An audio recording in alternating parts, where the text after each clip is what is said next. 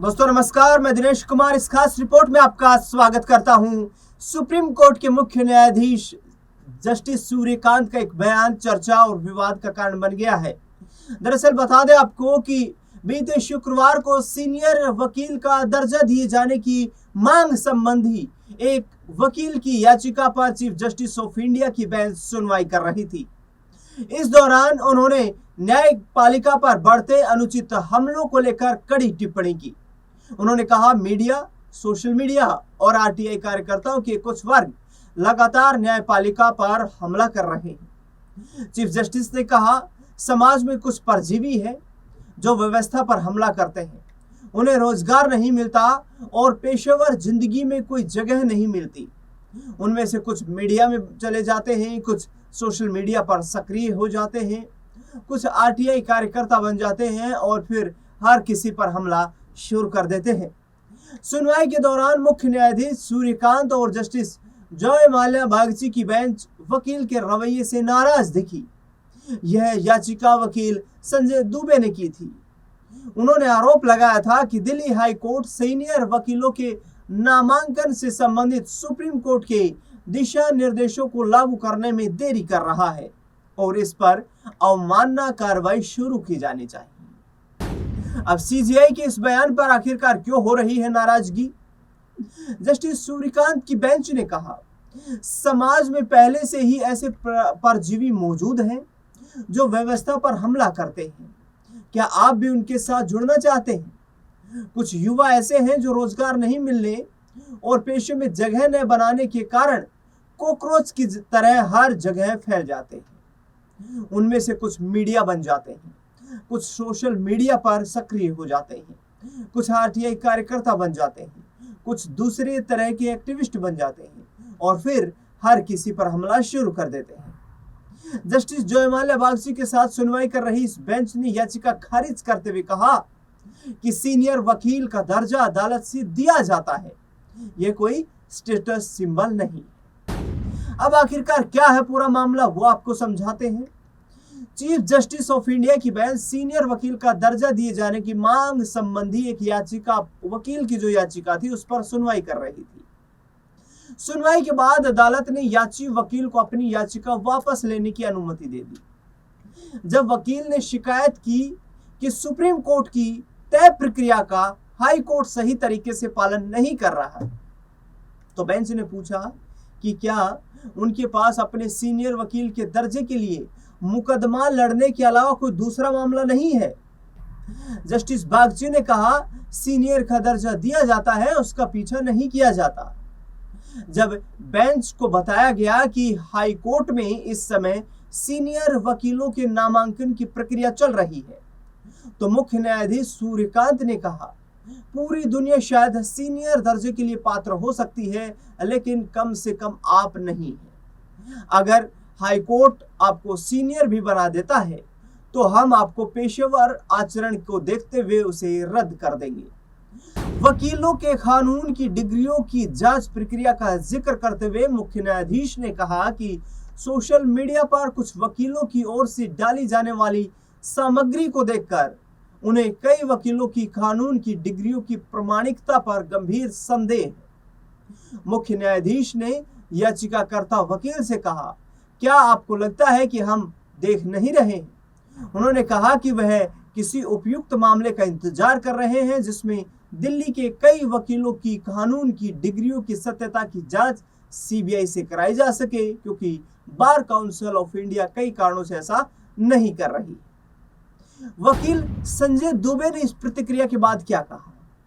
समाचार agency PTI को दिए इंटरव्यू में याचिकाकर्ता वकील संजय दुबे ने सीनियर दर्जा देने में गड़बड़ियों का आरोप लगाया। उन्होंने कहा, असल में यह मामला हाई कोर्ट में सीनियर दर्जे से जुड़ा है। 2014 में सीनियर दर्जे के लिए एक नोटिफिकेशन जारी हुआ था और मैं भी उम्मीदवार था।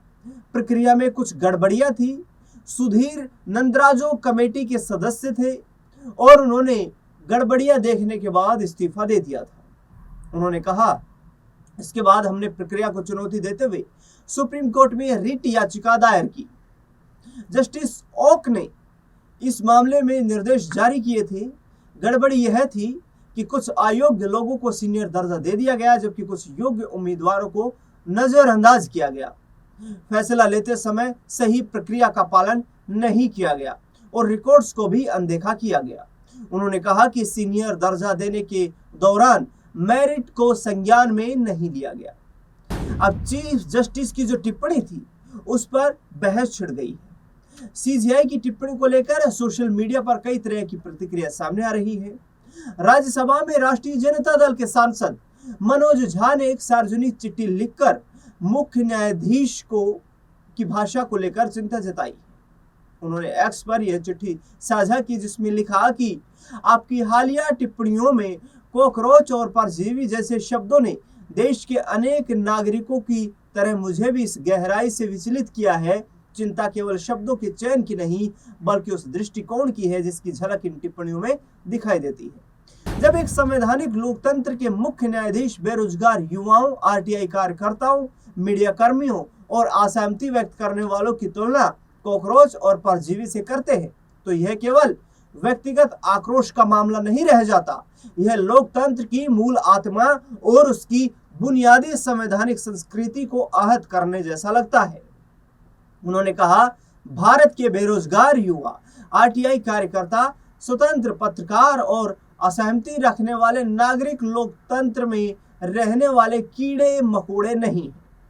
उन्होंने लिखा, ऐसे समय में जब देश पहले ही राजनीतिक संवाद में गिरती शालीनता का साक्षी बन रहा है, न्यायपालिका से यह उम्मीद थी कि वह संवैधानिक नियम और गरिमा की अंतिम शरणस्थली बनी रहेगी। अब पत्रकारों और एक्टिविस्ट जो हैं, उन्होंने भी असहमति जताई है। आरटीआई एक्टिविस्ट अंजलि भारद्वाज ने एक्स पर की गई एक पोस्ट में कहा, परजीवी और कॉकरोच जैसे शब्दों का इस्तेमाल करना शोभा नहीं देता।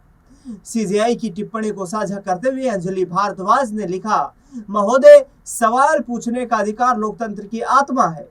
सत्ता से जवाब मांगने वाले नागरिक व्यवस्था पर हमला नहीं कर रहे होते, बल्कि उसे मजबूत बनाए रखने में अपनी भूमिका निभा रहे होते हैं। दुनिया के सबसे बड़े लोकतंत्र के मुख्य न्यायाधीश को मीडिया, सोशल मीडिया, आरटीआई और दूसरे एक्टिविस्ट जैसे निगरानी रखने वाले लोगों के लिए परजीवी और कॉकरोच जैसे शब्दों का इस्तेमाल करना शोभा नहीं देता। कई किताबों की लेखिका और वरिष्ठ पत्रकार सबा नकवी ने एक्स पर लिखा, भारत के मुख्य न्यायाधीश ने अभी कहा है कि बेरोजगार युवा कॉकरोच जैसे हैं और मीडिया, आरटीआई एक्टिविस्ट भी कॉकरोच की तरह है।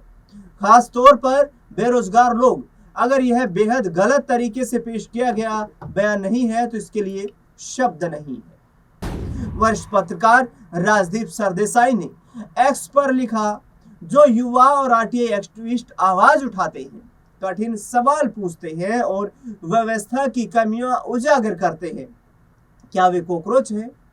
सच में महोदय, क्या हमारे लोकतंत्र की स्थिति अब यही रह गई है? सच में सोचता हूं कि जस्टिस कृष्ण अय्यर जैसे लोग इस पर क्या कहते। सुप्रीम कोर्ट के वरिष्ठ वकील प्रशांत भूषण ने एक्स पर लिखा, सीजीआई की ओर से युवाओं को लेकर की गई ये टिप्पणी बेहद दुर्भाग्यपूर्ण और कुछ हद तक सामान्यकृत लगती है। मैं मानता हूं कि उनके सामने मौजूद युवक गैर जिम्मेदार हो सकते हैं, लेकिन इस तरीके की आम टिप्पणी एक्टिविस्टों के प्रति उनके विरोध को दिखाती है, जो मौजूदा फांसीवाद सत्ताधारी व्यवस्था की सोच से भी मेल खाती है। इससे गलत संदेश जाता है। उन्होंने इस पर माफी मांगनी चाहिए और सफाई देनी चाहिए। अब क्योंकि इतने बड़े पेशेवर लोगों के बयान सामने आ रहे हैं, तो इसके बाद चीफ जस्टिस ऑफ इंडिया अपने इस बयान को लेकर के आगे क्या रुख अपनाते हुए नजर आएंगे, ये देखना बेहद दिलचस्प रहेगा। चीफ जस्टिस ऑफ इंडिया के इस बयान पर आपकी क्या राय, प्रतिक्रिया है, उसका कमेंट में आप जवाब दे सकते हैं। देश दुनिया से जुड़ी लगातार बड़ी खबरों के लिए बने रहे हमारे साथ। धन्यवाद।